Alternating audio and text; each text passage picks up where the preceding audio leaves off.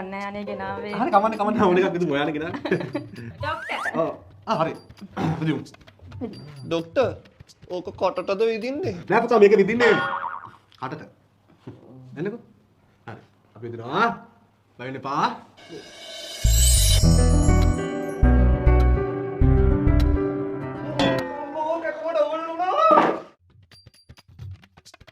මේ බෙහෙත් විතර පස්සේ ගෙදර යනවා හිරි වැටුණා පස්සේ ආයෙත් මේක ඇතුළට එන්න ඕන. හරිද? නැත්තම් ඔය ගොඩක් අය බෙහෙත් විතරම ගෙදර යනවා.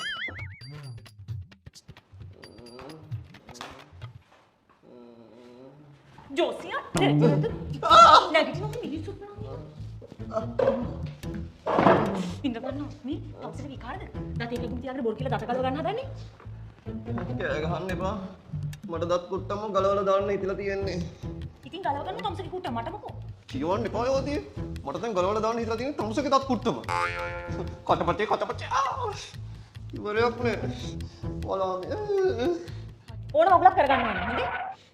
හැබැයි මේ වැඩිය කියෙව්වොත් කලගොයි නැට්ටක් ගෙනලා කටිය අතුලන තම්සගේ දත් ටිකක් සැරසසකල් බිමට වැටෙනවා.